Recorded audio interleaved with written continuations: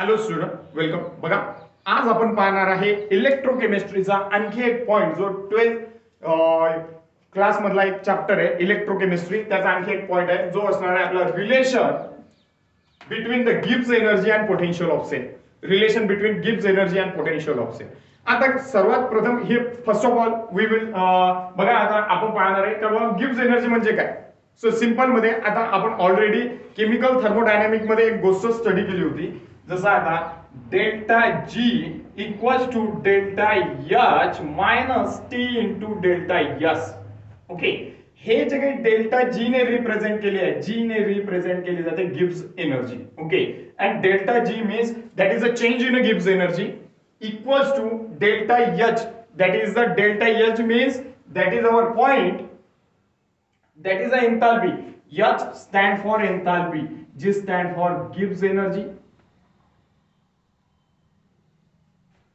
S stand for enthalpy, T stand for temperature and S stand for entropy. Okay, आता हा एक part आहे एनर्जीचा. जसं इंटरनल एनर्जी असेल, एन्थाल्पी असेल, ओके, सो हीट एनर्जी असेल. सो त्याचप्रमाणे गिब्स एनर्जी सुद्धा. आणि गिब्स एनर्जी कशी कॅल्क्युलेट केली जाते, G equals to H minus T S. आणि जर चेंज असेल तर delta G equals to delta H minus T into delta S. हा आपला केमिकल थर्मोडायनामिक मध्ये पार्ट आहे. मे बी या वेळेस जो काही सिलेबस आपला रिड्यूस झालाय तर त्याच्यामध्ये नसेल मे बी. सो बघा, so delta G equals to delta H minus T into delta S ही एनर्जी. मग आता ही एनर्जी काय बरं आली. सो सिंपल मध्ये एक तुम्हाला सांगतोय, खूप इझी आहे, खूप इझी आहे. बघा, हा जो काही तुमचा गॅल्व्हॅनिक आणि व्होल्टाइक सेल आहे तर याच्यामध्ये काय होऊन राहिलं, केमिकल एनर्जीचं कन्व्हर्शन हे इलेक्ट्रिकल एनर्जी मध्ये होऊन राहिलं. आणि आपल्याला माहिती आहे गॅल्व्हॅनिक आणि व्होल्टाइक जर सेल तिथं आहे म्हणजे केमिकल एनर्जीचं कन्व्हर्शन तर हे इलेक्ट्रिकल एनर्जी मध्ये तर होणार आहे. पण त्याच वेळेस ते कुठपर्यंत होणार आहे, जोपर्यंत त्या सेलकडे काहीतरी अमाऊंटची एनर्जी आहे. आता एनर्जी म्हटल्यानंतर एक गोष्ट येईल का, काहीतरी अमाऊंटची एनर्जी जर तो तिथं देऊन राहिला म्हणजे केमिकल एनर्जीचं कन्व्हर्शन इलेक्ट्रिकल एनर्जी मध्ये जर होऊन राहिलं, chemical energy converted into the electrical energy. खूप इम्पॉर्टंट पॉइंट आहे, मोस्ट इम्पॉर्टंट पॉइंट. बघा काय, जर तुम्हाला हा एवढा पॉइंट जर समजला, तुम्हाला अख्खं डेरिव्हेशन 2 मिनिटांमध्ये समजून जाईल. काय म्हणून राहिलं, हा जो आपला गॅल्व्हॅनिक किंवा व्होल्टेक सेल आहे, किंवा आपण एक्झाम्पल घेऊ आपण डॅनियल्स आहे, हा जो काही सेल आहे तर आपल्याला माहिती आहे याच्यामध्ये केमिकल एनर्जीचं कन्व्हर्शन कशामध्ये होतं, इलेक्ट्रिकल एनर्जी मध्ये होतं. आणि इलेक्ट्रिकल एनर्जी मध्ये जर कन्व्हर्शन होऊन राहिलं म्हणजे काहीतरी अमाऊंटचं केमिकल काय होऊन राहिलं, कन्झ्युम होऊन राहिलं, काहीतरी अमाऊंटची जी काही एनर्जी आहे ही लॉस होऊन राहिली. आलं लक्षात. आता तुम्हाला एकच गोष्ट समजून घ्यायची आहे का, हा जो काही सेल आहे तुमचा Daniel cell, that is your Daniel cell म्हणा किंवा एखादा गॅल्व्हॅनिक किंवा व्होल्टेज सेल म्हणा, हा जो काही सेल आहे याला कन्सिडर करायचंय तुम्हाला सिस्टीम. कारण आपण केमिकल थर्मोडायनामिक मध्ये 2-3 गोष्टी आरामात स्टडी केल्या आहेत, सिस्टीम, सराउंडिंग आणि बाउंड्री. मग आता सिस्टीम आणि सराउंडिंग, तर त्यावेळेस तुम्हाला या डॅनियल सेलला जसं चेंज इथं होऊन राहिला ना, so now that is our system. हे काय आपली सिस्टीम आहे. आणि आपल्याला माहिती आहे केमिकल एनर्जीचं कन्व्हर्शन जर इलेक्ट्रिकल एनर्जी मध्ये होऊन राहिलं तर ते तिथपर्यंत होईल जोपर्यंत हा जो काही सेल असेल हा एनर्जी प्रोव्हाइड करत राहील. मग जोपर्यंत हा सेल एनर्जी प्रोव्हाइड करत राहील तोपर्यंतच हा जो काही बल्ब आहे हा काय होईल, लाईट अप होईल, स्टार्ट होईल. जसं आपल्याला माहित आहे घरचं जे काही इन्व्हर्टर असतं, बेस्ट एक्झाम्पल इन्व्हर्टर, आपण त्याला चार्जिंग करून ठेवतो आणि चार्जिंग करून झाल्यानंतर जेव्हा लाईट वगैरे गेलेली असेल त्यावेळेस आपण त्याला काय करतो, यूज करतो. मग जेव्हा आपण त्याला यूज करतो तर तो आपल्याला तिथपर्यंतच एनर्जी देतो जोपर्यंत त्याच्याकडे एनर्जी अवेलेबल असते. असं आहे का की 1 घंटा चार्जिंग केलं इन्व्हर्टर 15-20 वर्ष सुरू आहे, नाही. जोपर्यंत तुम्ही त्याला चार्जिंग करणार, जेवढी त्याच्याकडे स्टोअर फॉर्म मध्ये एनर्जी असेल तेवढीच तो एनर्जी तुम्हाला सप्लाय करणार आहे. सेम कंडिशन मध्ये जेवढी त्याच्याकडे केमिकल एनर्जी असेल तेवढंच तो काय करणार आहे, इलेक्ट्रिकल एनर्जी मध्ये कन्वर्ट करणार आहे. समजा याच्याकडे काहीतरी 10-100 केमिकल एनर्जी 1 किलो जूल, काय कशामध्ये पण घ्या, समजा याच्याकडे 100 किलो जूल केमिकल एनर्जी आहे तर तो काय करणार आहे, 100 किलो जूल काय करणार आहे, इलेक्ट्रिकल एनर्जी मध्ये कन्वर्ट करणार आहे.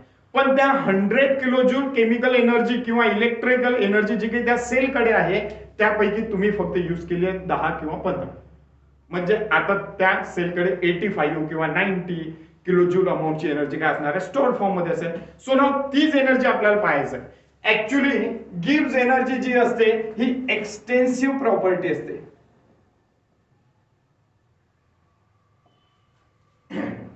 The extensive property of matter is defined as the property which is depend upon the amount of substance. Amount of substance वर depend आहे.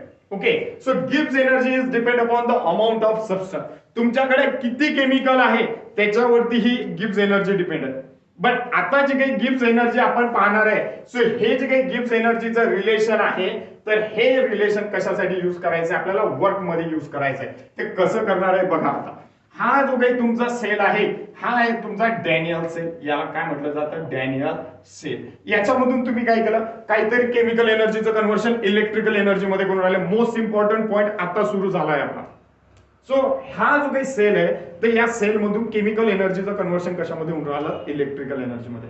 आणि ती इलेक्ट्रिकल एनर्जी तुम्ही कशासाठी यूज करू शकता, ती इलेक्ट्रिकल एनर्जी तुम्ही यूज करू शकता for vehicle, motor, fan, washing machine, mixer किंवा light, bulb, tubelights, whatever तुम्ही कशासाठी पण यूज करू शकता.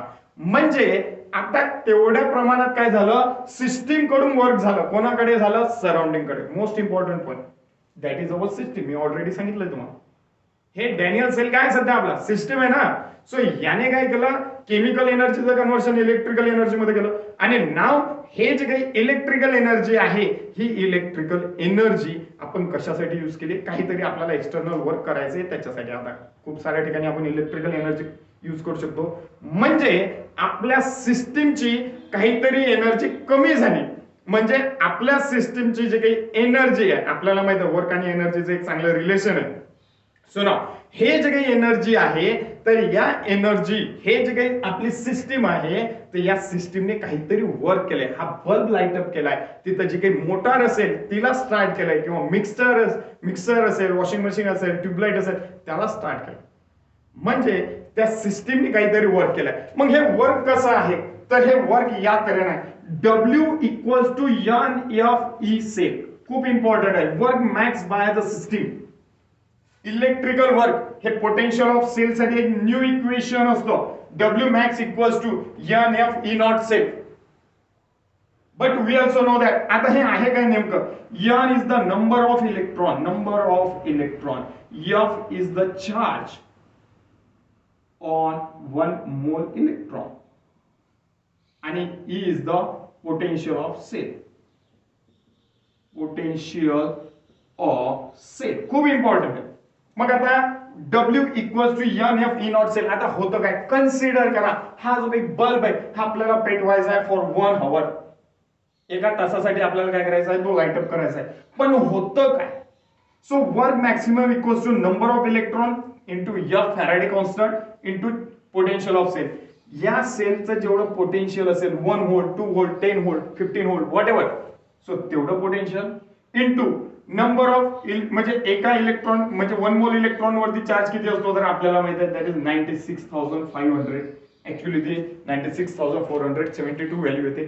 सो ना 96,500 आणि नंबर ऑफ इलेक्ट्रॉन, याने जेवढे इलेक्ट्रॉन सप्लाय केले,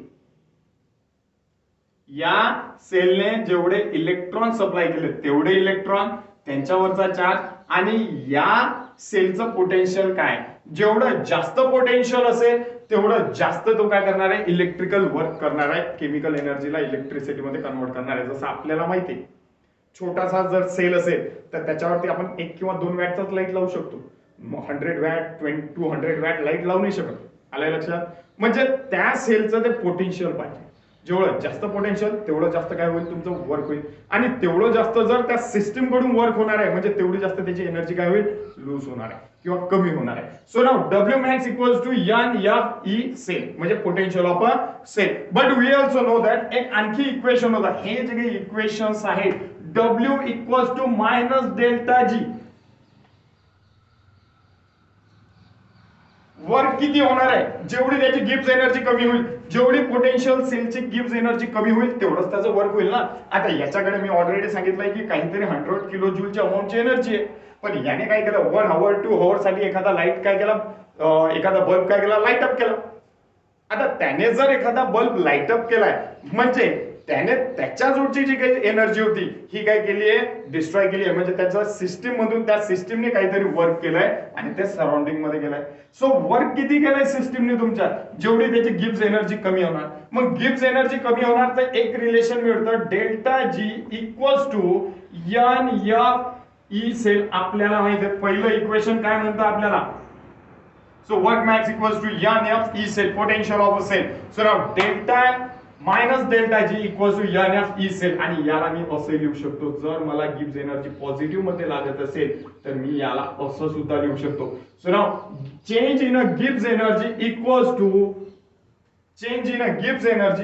to minus n f potential of cell E sale.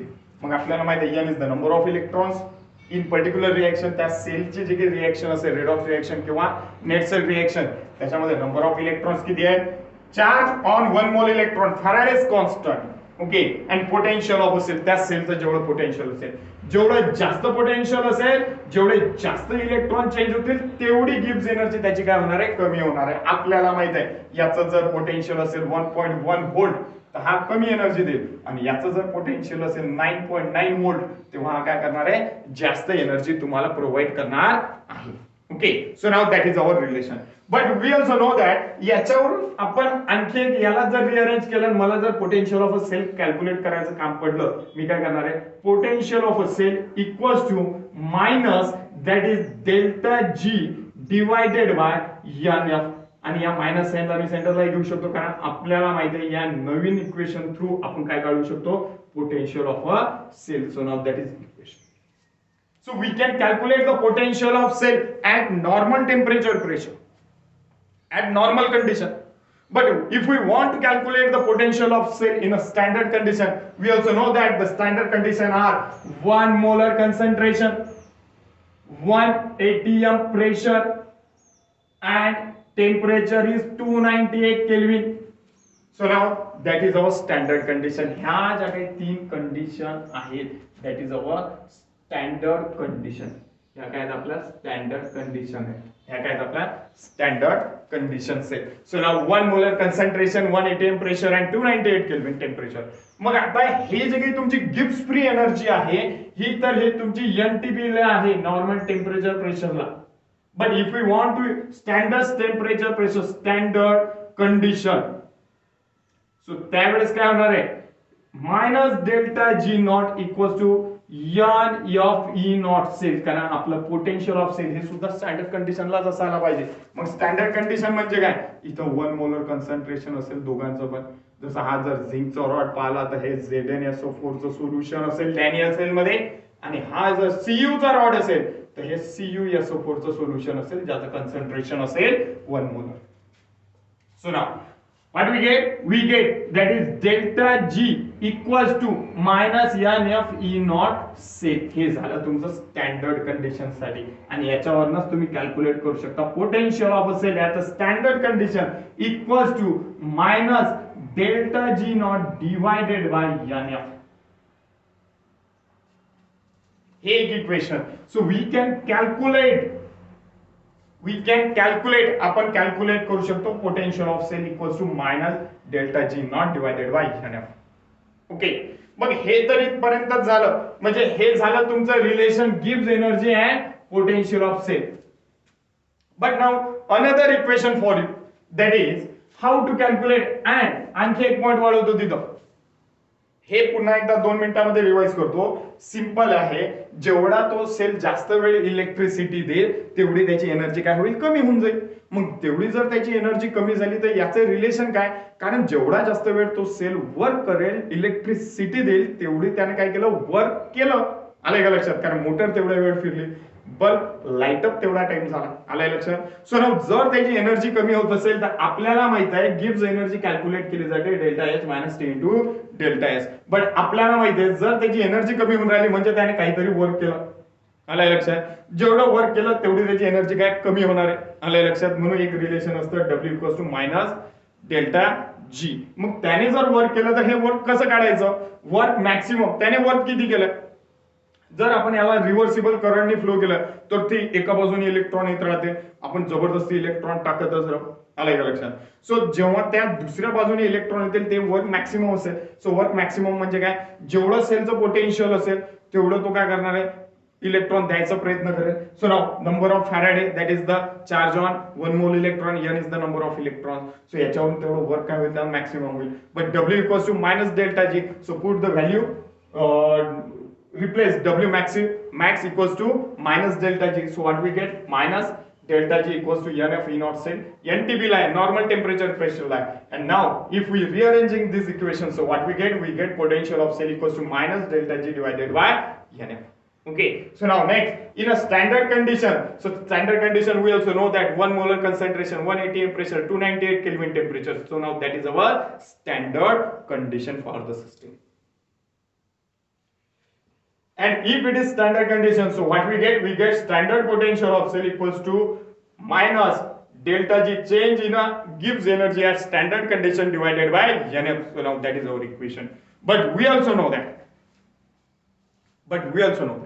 हे तर एकच इक्वेशन आहे, पण आणखी एक इक्वेशन असतं थर्मोकेमिस्ट्री मध्ये, थर्मोडायनामिक मध्ये, जे काही गिब्स एनर्जीचं रिलेशन असतं. So now what is that is, आता हा एक पॉइंट आहे, relation between the Gibbs energy and potential of cell. हे तर इथपर्यंत एक्सप्लेन झालंय. But now second thing that is and the equilibrium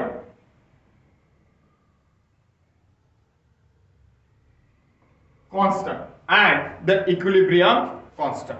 okay, so नाउ आता हे इक्विलिब्रियम कॉन्स्टंटला रिप्रेझेंट करायच्या अगोदर आपण एक गोष्ट इथं स्टडी करणार आहे का, potential of a cell calculate करायच्या अगोदर आपल्याला एक गोष्ट माहिती पाहिजे, delta G equals to minus R T L N K. हे सुद्धा आणखी एक इक्वेशन आहे. म्हणजे जी काही गिब्स एनर्जी चेंज होणार आहे हे gas constant into temperature and L N natural log into the K. K is the dissociation constant, that is the quotient product divided by reactant. So now delta G equals to minus, that is 2.303 RT divided by Ln log to the base 10 K.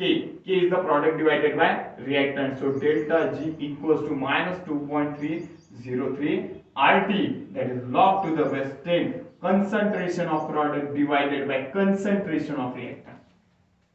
हा सुद्धा एक point असतो, product divided by reactor. So या equation वरून सुद्धा तुम्ही value काढू शकता. But we also know that की पहिलं जे काही इक्वेशन आहे delta G equals to minus R T L N K, ही तर डेल्टा जी ची व्हॅल्यू आहे, आणि दुसरी डेल्टा जी ची व्हॅल्यू तुम्ही कशी काढू शकता, या तऱ्हेने दुसरे equation by comparing, that is equation first and equation second. काय मिळणार आहे तुम्हाला, so now that is minus N F E cell normal condition ला equals to that is minus R T L N K. Okay, so minus minus काय होतील, cancel होतील. म्हणजे काय मिळणार आहे तुम्हाला, N F E cell equals to R T L N K हे मिळणार आहे. बट जर मला पोटेन्शियल ऑफ सेल काढायचं काम पडलं तर एन एफ काय होईल, इथं डिनॉमिनेटरला येईल. So now potential of a cell equals to RT, that is LNK divided by that is NF. आता आपल्याला माहिती आहे, जर याला आपण रिअरेंज केलं काय मिळणार आहे, इथं गॅस कॉन्स्टंटच्या ज्या काही व्हॅल्यूज आहेत त्या मी तुम्हाला सांगून देतो, गॅस कॉन्स्टंट साठी कुठल्या व्हॅल्यूज आहेत किंवा टेम्परेचर काय कुठलं आहे. तर हे इक्वेशन होणार आहे आता स्टँडर्ड कंडिशनला. फॉर स्टँडर्ड कंडिशन साठी, स्टँडर्ड कंडिशन म्हणजे त्या 1 molar 1 atm and 298 Kelvin temperature. For standard condition काय मिळणार आहे, E naught cell, E naught म्हटलं जाते याला, E naught, this not represent the standard condition. So E naught cell equals to minus, बघा RT. आता R ची व्हॅल्यू काय आहे तुमचं, R is the gas constant, आणि ही व्हॅल्यू असणार आहे तुमची 8.314. ओके, नेक्स्ट फॅरेडेची व्हॅल्यू असणार आहे तुमची 96,500, टेम्परेचर असणार आहे तुमचं 298 kelvin. And when we put this value आणि एल एन ला आपण कशामध्ये कन्वर्ट करू शकतो, -2.303. म्हणजे तुम्हाला काय मिळणार आहे, 2.303 RT log to the base 10. Okay, ह्या व्हॅल्यू थोड्याशा अलग ठेवा. Okay, so now log to the base 10 product divided by reactor. Concentration असणार आहे. Concentration of product divided by reactor. So potential of a cell equals to, जेव्हा तुम्ही तिथं value ठेवणार आहे कुठल्या R च्या ठिकाणी 8.314, temperature 298 kelvin, okay, divided by NF राहिलेलं इथं फॅरेडेची व्हॅल्यू टाकणार आहे तुम्ही, त्यावेळेस तुम्हाला व्हॅल्यू मिळते 0.0592 divided by N log to the base 10 concentration of a product divided by concentration of a reactant. हे जे काही इक्वेशन आहे हे खूप इम्पॉर्टंट इक्वेशन. या इक्वेशन वरून तुम्ही कॅल्क्युलेट करू शकता standard potential of a cell. आलं लक्षात?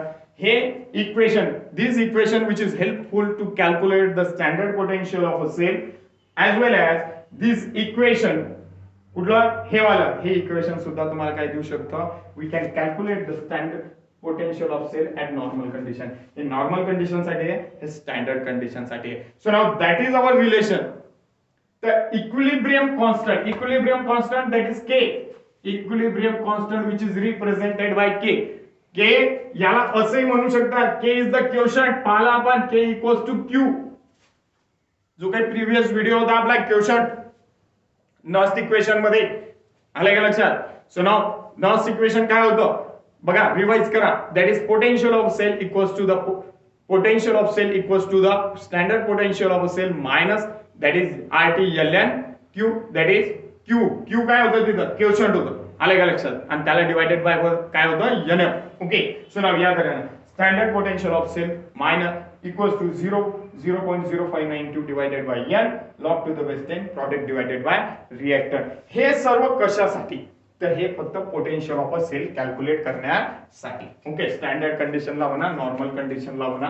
So now that is our relation between Gibbs energy and potential of cell. Gibbs energy आणि पोटेन्शियल ऑफ सेलचं रिलेशन आपण इथं शो केलं. नॉर्मल कंडिशनला केलं NTP ला, आणि स्टँडर्ड कंडिशनला सुद्धा आपण काय केलं, रिलेशन शो केलं. बट नाउ नेक्स्ट पॉइंट जो काही असतो आपला, सो इक्विलिब्रियम कॉन्स्टंट. तर पहिले गिब्स एनर्जीचं रिलेशन दाखवायचं इक्विलिब्रियम कॉन्स्टंट साठी, आणि नंतर काय होतं तिथं या नॅचरल लॉगला आपण लॉग टू द बेस 10 मध्ये कन्वर्ट केल्यावर तिथं काय आलं, 2-2.303 या व्हॅल्यू आल्या, आणि त्या व्हॅल्यू पुट केल्यानंतर आपल्या असं लक्षात आलं की पुन्हा आपल्याला एक रिलेशन मिळू शकतं. So what we get the another equation, standard potential of cell equals to RT divided by NF log to the base 10 product divided by reaction. K म्हणजे काय? K म्हणजे काय तुमचा concentration of product divided by concentration of reactant. आता एखादी जी काही reaction असेल तर त्याच्यामध्ये प्रॉडक्टचं कन्संट्रेशन आणि रिएक्टंटचं कन्संट्रेशन जर आपल्याला नोन असेल, या दोन गोष्टी नोन असेल, नंबर ऑफ इलेक्ट्रॉन जर नोन असतील त्या सेल मधला ऑफकोर्स असणार आहे. इथं जर समजा मी कन्सिडर करा, इथं 0.5 मोलर कन्संट्रेशन घेतलं, इथं घेतलं 0.8 molar and change N equals to 2, number of electron changes that is 2, तर मला काय मिळणार आहे, पोटेन्शियल ऑफ अ सेल. आणि हे कशामध्ये असणार आहे, व्होल्ट मध्ये. Okay, so now that is the relation between Gibbs energy and potential of cell and potential equilibrium constant. Okay, so now बाकीच बघू आपण नेक्स्ट लेक्चरला. थँक्यू.